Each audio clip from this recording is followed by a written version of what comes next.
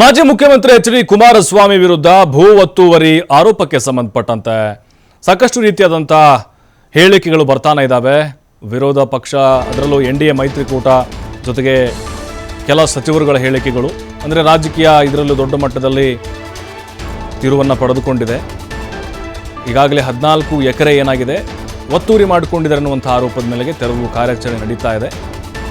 ಖಡಕ್ ಸೂಚನೆ ಕೊಟ್ಟಿತ್ತು ಹೈಕೋರ್ಟ್, ಒತ್ತುವರಿ ತೆರವು ಮಾಡಬೇಕು ಅಂತ ಹೇಳಿ ಹೈಕೋರ್ಟ್ ಒಂದು ಆದೇಶವನ್ನು ಕೊಟ್ಟಿತ್ತು. ಬಿಡದಿಯ ಕೇತಗಾನಹಳ್ಳಿಯಲ್ಲಿ ಒತ್ತುವರಿ ತೆರವು ಕಾರ್ಯ ಮಾಡಬೇಕು ಅಂತ 14 ಎಕರೆ ಸರ್ಕಾರಿ ಭೂಮಿಯನ್ನು ಕುಮಾರಸ್ವಾಮಿ ಒತ್ತುವರಿ ಮಾಡಿಕೊಂಡಿದ್ದಾರೆ ಅನ್ನುವಂಥ ಆರೋಪ.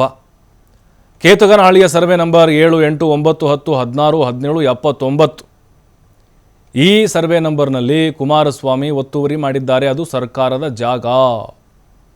ಇನ್ನು ಸರ್ಕಾರಕ್ಕೆ ಒತ್ತುವರಿ ಸರ್ವೆ ವರದಿ ಸಲ್ಲಿಸಿತ್ತು ಕಂದಾಯ ಇಲಾಖೆ. ವಿಳಂಬ ಮಾಡಿದ್ರು ಅಧಿಕಾರಿಗಳು. ಯಾಕೆ ವಿಳಂಬ ಅಂತ ಹೈಕೋರ್ಟ್ ಕೂಡ ಪ್ರಶ್ನೆಯನ್ನು ಮಾಡಿತ್ತು. ಈಗ ಸದ್ಯಕ್ಕೆ ಸರ್ವೆ ಅಧಿಕಾರಿಗಳು ಕಂದಾಯ ಅಧಿಕಾರಿಗಳು ಸರ್ವೆಯನ್ನು ಮಾಡಿ 14 ಎಕರೆಯನ್ನು ಕುಮಾರಸ್ವಾಮಿಯವರು ಒತ್ತುವರಿ ಮಾಡಿಕೊಂಡಿದ್ದಾರೆ. ಬಿಡದಿಯ ಕೇತಗಾನಹಳ್ಳಿಯಲ್ಲಿ ಅವರ ತೋಟ ಇದೆ. ಆ ತೋಟದ ಮನೆ ಏನಿದೆ ಅಲ್ಲೇ ಜಾಸ್ತಿ ಅವರು ಕಾಲ ಕಳೆಯೋದು. ಅಲ್ಲಿ ರಾಮನಗರದ ರಾಜಕಾರಣ ಶುರು ಮಾಡಿದ ಮೇಲೆ ಬಟ್ ಈಗ ಒತ್ತುವರಿ ತರುವ ಆರೋಪಕ್ಕೆ ಸಂಬಂಧಪಟ್ಟಂತೆ ಕೂಡ ರಾಜಕೀಯ ಕೆಸರೆರಚಗಾಟಗಳು ಶುರುವಾಗ್ತಾ ಇದೆ. ನೋಡಿ, ಆರಂಭದಲ್ಲಿ ಕುಮಾರಸ್ವಾಮಿಯವರು ಅಷ್ಟೊಂದು ಗಂಭೀರವಾಗಿ ಈ ಕೇಸನ್ನು ತೆಗೆದುಕೊಂಡಿರಲಿಲ್ಲ. ಯಾವಾಗ ಹೈಕೋರ್ಟ್ ಸೂಚನೆಯನ್ನು ಕೊಡ್ತೋ ಆಗ ಅಧಿಕಾರಿಗಳು ಕೂಡ ಅಲರ್ಟ್ ಆದರು. ಯಾಕೆಂದರೆ ರಾಜಕಾರಣಿಗಳಂತೇಳಿದ್ರೆ ಎಲ್ಲ ಪಕ್ಷದವರು ಒಂದೇ, BJP JDS ಕಾಂಗ್ರೆಸ್ ಎಲ್ಲ ಅಡ್ಜಸ್ಟ್ಮೆಂಟ್ ರಾಜಕಾರಣ. ಆದರೆ ಹೈಕೋರ್ಟೇ ಇಲ್ಲಿ ಖಡಕ್ ಆದಂತಹ ಸೂಚನೆ ಕೊಡ್ತು ಅನ್ನುವಂಥ ಕಾರಣಕ್ಕೆ ತೆರವು ಮುಂದಾಗಿದ್ದಾರೆ. ಕೇಂದ್ರ ಸಚಿವ ಎಚ್ ಡಿ ಕುಮಾರಸ್ವಾಮಿ ವಿರುದ್ಧ ಭೂ ಒತ್ತುವರಿ ಆರೋಪಕ್ಕೆ ಸಂಬಂಧಪಟ್ಟಂತೆ ಭೂ ದಾಖಲೆಗಳ ಇಲಾಖೆಗೆ ಎಚ್ ಡಿ ಕುಮಾರಸ್ವಾಮಿ ಪತ್ರ ಬರೆದಿದ್ದಾರೆ. ಅಕ್ರಮವಾಗಿ ಹೆಚ್ಚುವರಿ ಜಮೀನಿದ್ರೆ ವಶಪಡಿಸಿಕೊಳ್ಳಬಹುದು. ಭೂ ದಾಖಲೆಗಳ ಇಲಾಖೆಗೆ ಬರೆದಂತಹ ಪತ್ರದಲ್ಲಿ ಕುಮಾರಸ್ವಾಮಿ ಉಲ್ಲೇಖ ಮಾಡಿದ್ದಾರೆ. ಬಿಡದಿಯ ಕೇತಗಾನಹಳ್ಳಿ ಸರ್ವೆ ನಂಬರ್ 7ರಲ್ಲಿ ನನ್ನ ಜಮೀನಿದೆ, ಕಾನೂನು ಬಾಹಿರವಾಗಿ ಹೆಚ್ಚುವರಿ ಜಮೀನಿದ್ರೆ ವಶಪಡಿಸ್ಕೊಳ್ಳಿ, ಅದರಲ್ಲಿ ಏನು ತೊಂದರೆ ಇಲ್ಲ. ನಾನೇನಾದರೂ ಅಕ್ರಮ ಮಾಡಿಕೊಂಡಿದ್ರೆ ಅಲ್ಲೇನಾದರೂ ಒತ್ತುವರಿ ಮಾಡಿಕೊಂಡ್ರೆ ತೆಗೆದುಕೊಳ್ಳಿ, ವಾಪಸ್ ಕಳೆದು ಹೋಗಿರುವ ಜಮೀನನ್ನು ಹುಡುಕಿ ಕೊಡುವಂತೆ ಕೂಡ ಮನವಿ ಮಾಡಿದ್ದಾರೆ. ಸರ್ವೆ ನಂಬರ್ 7ರಲ್ಲಿ 5 ಎಕರೆ 20 ಗುಂಟೆ ಜಮೀನನ್ನು ಖರೀದಿ ಮಾಡಿದ್ದೇನೆ.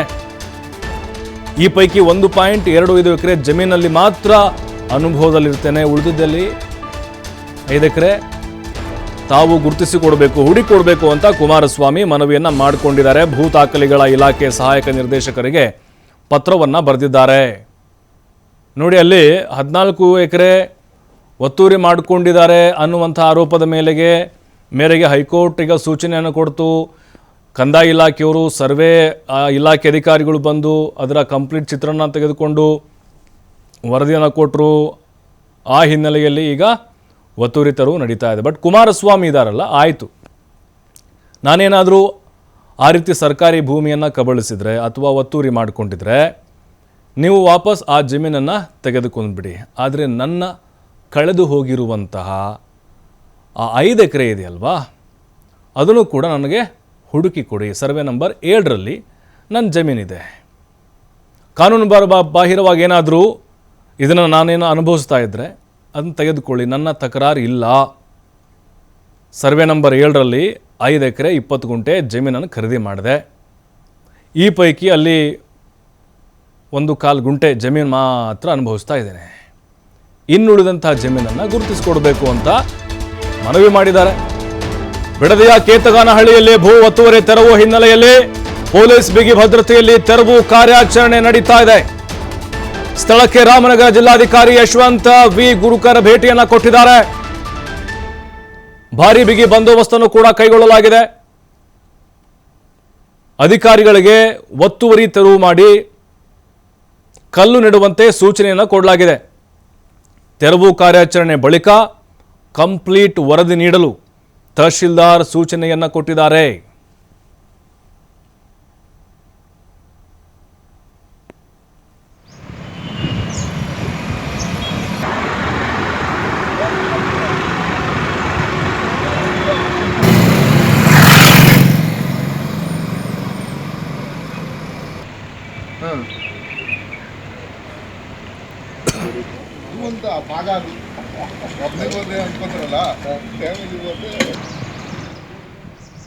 ಬಿಡದಿಯ ಕೇತಗಾನಹಳ್ಳಿ ಬಳಿಯ ತೋಟದ ಮನೆಯಲ್ಲಿ ತೋಟದ ಒಂದು ವಿಚಾರಕ್ಕೆ ಸಂಬಂಧಪಟ್ಟಂತೆ ಅಲ್ಲಿ ಕುಮಾರಸ್ವಾಮಿಯವರು ಹೇಳ್ತಾ ಇದ್ದದ್ದು ಹಿಂದೆ ಒಂದು 40-50 ಎಕರೆ ಇದೆ ಅಂತೇಳಿ, ಅದು ರಾಮನಗರ ರಾಜಕೀಯಕ್ಕೆ ಎಂಟ್ರಿ ಕೊಡೋದಕ್ಕಿಂತ ಮುಂಚೆ ಅವರು ಸಿನಿಮಾ ಪ್ರದರ್ಶಕರಾಗಿದ್ದಾಗ, ಪ್ರೊಡ್ಯೂಸರ್ ಆಗಿದ್ದಾಗ ಅವ್ರ ತಂದೆ ಅಥವಾ ಸಿನಿಮಾದಿಂದ ಗಳಿಕೆ ಮಾಡಿ ಅಲ್ಲಿ ನಾನು ತೆಗೆದುಕೊಂಡಿದ್ದೆ ಅಂತ ಹೇಳ್ತಿದ್ರು. ಬಟ್ ಈಗ ಅಲ್ಲಿ 14 ಎಕರೆ ಸರ್ಕಾರಿ ಜಮೀನನ್ನು ಇವರು ವಶಪಡಿಸ್ಕೊಂಡಿದ್ದಾರೆ ಅನ್ನುವಂತಹ ಗಂಭೀರ ಆರೋಪ ಕೇಳಿಬಂದಿದೆ. ನೋಡ್ತಾ ಇದ್ದೀವಿ, JCBಗಳು ಬಂದು ಈಗಾಗಲೇ ಅಲ್ಲಿ ಕಾರ್ಯಾಚರಣೆಯನ್ನು ಶುರು ಮಾಡಿದ್ದಾವೆ. ಪೊಲೀಸ್ ಬಿಗಿ ಭದ್ರತೆಯಲ್ಲಿ ಜಿಲ್ಲಾಧಿಕಾರಿಗಳು ಕೂಡ ಭೇಟಿಯನ್ನು ಕೊಟ್ಟಿದ್ದಾರೆ. ತಹಶೀಲ್ದಾರ್ ಕೂಡ ಖಡಕ್ ಆಗಿ ಸೂಚನೆಯನ್ನು ಕೊಟ್ಟಿದ್ದಾರೆ.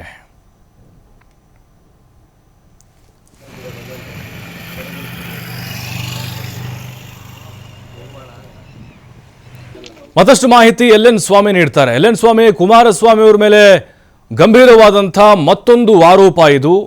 ಈಗ ನೋಡ್ತಾ ಇದ್ದೀವಿ, JCBಗಳ ಗರ್ಜನೆ ಶುರುವಾಗ್ಬಿಟ್ಟಿದೆ. 14 ಎಕರೆ ಒತ್ತುವರಿ ಮಾಡಿಕೊಂಡಿದ್ದಾರೆ ಅಂತ. ಅಂದರೆ ಹೇಳ್ತಾ ಇದ್ರು ಅವರು ತೋಟದ ಮನೆ 50 ಎಕರೆ 40 ಎಕರೆ ತೆಗೆದುಕೊಂಡಿದ್ದೇನೆ ಅಂತೇಳಿ. ಯಾವ ರೀತಿ ಇಲ್ಲಿ ಅಕ್ರಮವನ್ನು ಮಾಡಿದ್ದಾರೆ, ಹೇಗೆ ಬೆಳಕಿಗೆ ಬಂತು ಇದು?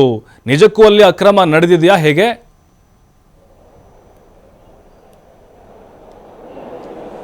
ಪ್ರಭು, ಕೇಂದ್ರ ಸಚಿವ ಕುಮಾರಸ್ವಾಮಿ ಅವರ ಕೇತಗಾನಹಳ್ಳಿಗೆ ತೋಟಕ್ಕೆ ಸಂಬಂಧಪಟ್ಟಂತೆ ಇವತ್ತು ಒತ್ತುವರಿ ತೆರವು ಕಾರ್ಯಾಚರಣೆ ಶುರುವಾಗಿರುವಂಥದ್ದು. ಈಗಾಗಲೇ ಹಲವು ದಿನಗಳಿಂದ ಕೇಂದ್ರ ಸಚಿವ ಕುಮಾರಸ್ವಾಮಿ ಅವರ ಮೇಲೆ ಪದೇ ಪದೇ ಈ ಆರೋಪ ಕೇಳಬರ್ತಾ ಇತ್ತು. ಅಂದರೆ ಬಿಡದಿಯ ಕೇತಗಾನಹಳ್ಳಿಯಲ್ಲಿರುವಂತಹ ಅವರ ಒಂದು ಜಮೀನು 14 ಎಕರೆ ಅಕ್ರಮವಾಗಿ ಮಾಡಿಕೊಂಡಿದ್ದಾರೆ ಆ ಜಮೀನನ್ನು ಅನ್ನೋದು ಕೂಡ ಸಾಕಷ್ಟು ಆರೋಪಗಳ ಕೇಳಿಬಂದಿತ್ತು.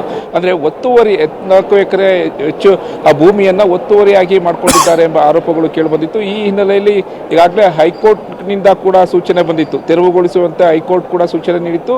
ಜೊತೆಗೆ ಕಂದಾಯ ಇಲಾಖೆಗೆ ಇದಕ್ಕೆ ಸಂಪೂರ್ಣವಾದಂಥ ವಿವರ ಹಾಗೂ ವರದಿಯನ್ನು ನೀಡುವಂತೆ ಒಂದು ಖಡಕ್ ಸೂಚನೆಯನ್ನು ಕೊಟ್ಟು ಬಳಿಕ ತೆರವುಗೊಳಿಸಲು ಒಂದು ಖಡಕ್ ಸೂಚನೆ ಆದೇಶವನ್ನು ಕೊಟ್ಟಿದ್ದರು. ಈ ಹೈಕೋರ್ಟ್ ಆದೇಶದ ಬಳಿಕ ಇವತ್ತು ತೆರವು ಕಾರ್ಯಾಚರಣೆ ಶುರುವಾಗಿರುವಂಥದ್ದು. ಅಂದರೆ ಇದಕ್ಕೆ ಸಂಬಂಧಪಟ್ಟಂತೆ ಸಾಕಷ್ಟು ಆರೋಪ ಪ್ರತ್ಯಾರೋಪಗಳು ಈಗಾಗಲೇ ರಾಜಕೀಯ ವಲಯದಲ್ಲಿ ಶುರುವಾಗ್ತಾ ಇದೆ. ಜೊತೆಗೆ ಕೋರ್ಟ್ ಆದೇಶದ ಪ್ರಕಾರ ಈಗ ಕಂದಾಯ ಹಾಗೂ ಸರ್ವೆ ಇಲಾಖೆಯ ಒಂದು ವರದಿ ಸೇರಿಸಿ ಆ ವರದಿಯ ಆಧಾರದ ಮೇಲೆ ಇವತ್ತು 14 ಎಕರೆ ಅಂದರೆ ಸರ್ವೆ ನಂಬರ್ 7, 8, 9, 10 ಹಾಗೂ 16 ಜೊತೆಗೆ 17 ಸೇರಿದಂತೆ 79 ಸರ್ವೆ ನಂಬರಲ್ಲಿ ಭೂಮಿ ಒತ್ತುವರಿಯಾಗಿದೆ. ಅಂದರೆ ಒಟ್ಟಾರೆಯಾಗಿ 14 ಎಕರೆ ಭೂಮಿ ಒತ್ತುವರಿಯಾಗಿದೆ ಎಂಬ ಸರ್ವೆ ರಿಪೋರ್ಟ್ ಆಧಾರದ ಮೇಲೆ ಹಾಗೂ ಹೈಕೋರ್ಟ್ ಸೂಚನೆಯ ಆಧಾರದ ಮೇಲೆ ಇವತ್ತು ತೆರವು ಕಾರ್ಯಾಚರಣೆ ಕೊಡಿಸ್ತಾ ಇರುವಂಥದ್ದು. ಸಾಕಷ್ಟು ಬಿಗಿ ಭದ್ರತೆ ಒಂದು ಕಡೆ ಆ ತೆರವು ಕಾರ್ಯಾಚರಣೆ ಬಿಗಿ ಭದ್ರತೆಯೊಂದಿಗೆ ತೆರವು ಕಾರ್ಯಾಚರಣೆ ನಡೀತಾ ಇರೋದು. ಅದನ್ನು ಹೊರತುಪಡಿಸಿದ್ರೆ ರಾಜಕೀಯ ವಲಯದಲ್ಲಿ ಗಮನಿಸೋದಾದ್ರೆ ಆರೋಪ ಪ್ರತ್ಯಾರೋಪಗಳು ಆಗಲೇ ಶುರುವಾಗಿರುವಂಥದ್ದು. ಇದು ಬೇಕಂತಲೇ ಮಾಡ್ತಾ ಇರೋದು, ರಾಜಕೀಯವಾಗಿ ನನ್ನ ಟಾರ್ಗೆಟ್ ಮಾಡ್ತಾ ಇದ್ದಾರೆ ಅನ್ನೋದು ಈಗಾಗಲೇ ಕೇಂದ್ರ ಸಚಿವ ಕುಮಾರಸ್ವಾಮಿ ರಾಜ್ಯ ಸರ್ಕಾರದ ಮೇಲೆ ನೇರವಾಗಿ ಒಂದು ಆರೋಪ ಮಾಡ್ತಾ ಇರೋಂಥದ್ದು. ಅಂದರೆ 40 ವರ್ಷಗಳ ಹಿಂದೆ ಜಮೀನನ್ನು ಖರೀದಿ ಮಾಡಿದ್ದೆ, ಎಲ್ಲವೂ ಕೂಡ ಕಾನೂನಾತ್ಮಕವಾಗಿ ಮಾಡಿದ್ದೇನೆ. ಇದಕ್ಕೆ ಅಂತಲೇ ಒಂದು SIT ರಚನೆ ಮಾಡಿದ್ರು. ಆ SIT ರಚನೆ ಯಾಕೆ ಮಾಡಬೇಕಿತ್ತು? ಇತಿಹಾಸದ ಮೊದಲ ಬಾರಿಗೆ ಜಮೀನಿಗೆ ಸಂಬಂಧಪಟ್ಟಂತೆ ಒಂದು SIT ರಚನೆ ಮಾಡಿದ್ದಾರೆ. ರಾಜಕೀಯ ಷಡ್ಯಂತ್ರ ಮಾಡಲಾಗ್ತಾ ಇದೆ. ಹಾಗಾಗಿ ನಾನು ಎಲ್ಲವನ್ನೂ ಕೂಡ ಕಾನೂನಾತ್ಮಕವಾಗಿ ಹೋರಾಟ ಮಾಡ್ತೀನಿ ಎಂಬ ಹೇಳಿಕೆಯನ್ನು ಕೊಟ್ಟಿರುವಂಥದ್ದು. ಅಂದರೆ ರಾಜ್ಯ ಸರ್ಕಾರ ಬೇಕಂತಲೇ ದೇವೇಗೌಡರ ಕುಟುಂಬ ಹಾಗೂ ನನ್ನನ್ನು ಟಾರ್ಗೆಟ್ ಮಾಡ್ತಾ ಇದ್ದಾರೆ, ಎಲ್ಲದಕ್ಕೂ ನಾನು ಉತ್ತರ ಕೊಡ್ತೀನಿ ಎಂಬ ಏನು ಈಗಾಗಲೇ ಸ್ಪಷ್ಟನೆಯನ್ನು ಕೊಟ್ಟಿರುವಂಥದ್ದು. ಒಟ್ಟಾರೆಯಾಗಿ 14 ಎಕರೆ ಈಗಾಗಲೇ ಆ ಒತ್ತುವರಿಗೆ ಸಂಬಂಧಪಟ್ಟಂತೆ ಈಗಾಗಲೇ ತೆರವು ಕಾರ್ಯಾಚರಣೆ ಶುರುವಾಗಿದೆ. ಒಂದು ಕಡೆ ತೆರವು ಕಾರ್ಯಾಚರಣೆ, ಮತ್ತೊಂದು ಕಡೆ ರಾಜಕೀಯ ಆರೋಪ ಪ್ರತ್ಯಾರೋಪಗಳು ಎರಡೂ ಶುರುವಾಗಿರುವಂಥದ್ದು. ಪ್ರಭು, LN ಸ್ವಾಮಿ, ಈಗ ಸಿದ್ದರಾಮಯ್ಯರ ವಿರುದ್ಧ ಮೂಢ ಹಗರಣದ ಆರೋಪ ಕೇಳಿ ಬಂದಾಗ ದೊಡ್ಡ ಮಟ್ಟದಲ್ಲಿ NDA ಮೈತ್ರಿಕೂಟಗಳು ಏನಿದ್ದಾವೆ BJP JDS ಸೇರಿ ದೊಡ್ಡ ಮಟ್ಟದ ಹೋರಾಟವನ್ನು ಮಾಡಿದವು. ಹಾಗೆ ಆರೋಪಗಳನ್ನು ಈಗಲೂ ಕೂಡ ಟೀಕೆಯನ್ನು ಮಾಡ್ತಾ ಬರ್ತಾ ಇದ್ದಾರೆ. ಇದು ಈ ಟೈಮ್ ಏನಿದೆ ಕುಮಾರಸ್ವಾಮಿಯವರ ವಿರುದ್ಧ ಹೈಕೋರ್ಟೇ ಈಗ ತನಿಖೆ ಅಂದರೆ ಆ ಸೂಚನೆಯನ್ನು ಕೊಟ್ಟಿರೋದು ತೆರವುಗೆ, ಇದು ಮತ್ತೊಂದು ದೊಡ್ಡ ಅಸ್ತ್ರ ಈಗ ಸಿಕ್ಕಂತಾಯ್ತಾ ಅಂತ ಈ ಟೈಮ್ನಲ್ಲಿ ನೋಡೋದಾದರೆ?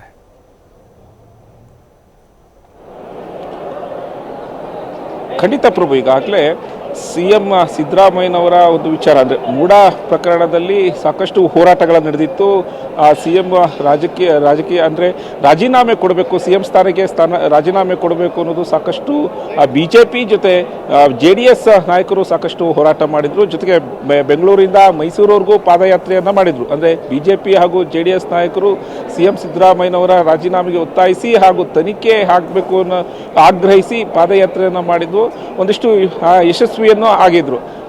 ಇದಾದ ಬಳಿಕ ಏನು ಕೋರ್ಟ್ ವಿಚಾರದಲ್ಲಾಗ್ಬೋದು ಎಲ್ಲದರಲ್ಲೂ ಕೂಡ ಬಿಗ್ ರಿಲೀಫ್ CM ಸಿದ್ದರಾಮಯ್ಯನವ್ರಿಗೆ ಸಿಕ್ತು. ಈಗ ಅದೇ ಕುಣಿಕೆ ಬಂದು ಈಗ ಕೇಂದ್ರ ಸಚಿವ ಕುಮಾರಸ್ವಾಮಿ ಅವರಿಗೆ ಒತ್ತುವರಿ ಒಂದು ವಿಚಾರ ಕುಣಿಕೆ ತಗಲಾಕೊಂಡಿರುವಂಥದ್ದು. ಅಂದರೆ ಕೇತಕಾನಹಳ್ಳಿ ಅವರ ಜಮೀನಲ್ಲಿ 14 ಎಕರೆ ಒತ್ತುವರಿಯಾಗಿ ಮಾಡ್ಕೊಂಡಿದ್ದಾರೆ ಎಂಬ ಆರೋಪ ಈಗ ಕೇಳಿಬಂದಿದ್ದು. ಜೊತೆಗೆ ಈಗಾಗಲೇ ತೆರವು ಕಾರ್ಯಾಚರಣೆ ಶುರುವಾಗಿದೆ. ಒಂದು ಕಡೆ ಈಗಾಗಲೇ ಕಾಂಗ್ರೆಸ್ ನಾಯಕರು ನೇರವಾಗಿ ಕೇಂದ್ರ ಸರ್ಕಾರ ಹಾಗೂ ಪ್ರಧಾನಿ ಮೋದಿ ಅವರನ್ನು ಪ್ರಶ್ನೆ ಮಾಡ್ತಾ ಇರೋಂಥದ್ದು. ಅಂದರೆ ನಾನು ಭ್ರಷ್ಟಾಚಾರಕ್ಕೆ ನನ್ನ ಸರ್ಕಾರದಲ್ಲಾಗ್ಬೋದು, ನನ್ನ ಕ್ಯಾಬಿನೆಟಲ್ಲಾಗ್ಬೋದು ನನ್ನ ಅವಕಾಶ ಕೊಡೋದಿಲ್ಲ. ಹಾಗಾಗಿ ನಾನು ಈ ಭ್ರಷ್ಟಾಚಾರಕ್ಕೆ ಸಂಪೂರ್ಣ ನಿರ್ಮೂಲನೆ ಮಾಡ್ತೀನಿ ಅಂತ ಮೋದಿಯವರು ಹೇಳ್ತಾರೆ. ಈಗ ಯಾವ ರೀತಿ ಒಂದು ಉತ್ತರ ಕೊಡ್ತಾರೆ, BJPಯವರು ಯಾವ ರೀತಿ ಈಗ ಒಂದು ಸ್ಪಷ್ಟನೆ ಕೊಡ್ತಾರೆ, ಸಮರ್ಥನೆ ಮಾಡ್ಕೊಳ್ತಾರೆ ಎಂಬ ಪ್ರಶ್ನೆಯನ್ನು ಕಾಂಗ್ರೆಸ್ ನಾಯಕರು ಈಗ ಹೇಳ್ತಿರೋಂಥದ್ದು. ಅಂದರೆ ನೇರವಾಗಿ ಈ ವಿಚಾರ ಕೇಂದ್ರ ಸರ್ಕಾರ ಹಾಗೂ ಪ್ರಧಾನಿ ಮೋದಿಯವರಿಗೆ ಪ್ರಶ್ನೆ ಮಾಡ್ತಾ ಇರೋಂಥದ್ದು. ಒಂದು ಕಡೆ ಕೇಂದ್ರ ಸಚಿವ ಕುಮಾರಸ್ವಾಮಿ ವಿರುದ್ಧ ಆರೋಪ ಕೇಳಿಬಂದಿದೆ. ಆದರೆ ನಾವು ಅವರ ರಾಜೀನಾಮೆ ಕೇಳಲ್ಲ, ಆದರೆ ಪ್ರಧಾನಿ ಮೋದಿಯವರು ಯಾವ ರೀತಿ ಉತ್ತರ ಕೊಡ್ತಾರೆ, BJP ನಾಯಕರು ಯಾವ ರೀತಿ ಉತ್ತರ ಕೊಡ್ತಾರೆ ಎಂಬ ಪ್ರಶ್ನೆಯನ್ನ ಈಗ ಮುಂದಿಡ್ತಾ ಇರೋಂಥದ್ದು. ಪ್ರಭು, ಥ್ಯಾಂಕ್ ಯು LN ಸ್ವಾಮಿ ತಮ್ಮೆಲ್ಲ ಮಾಹಿತಿಗಾಗಿ.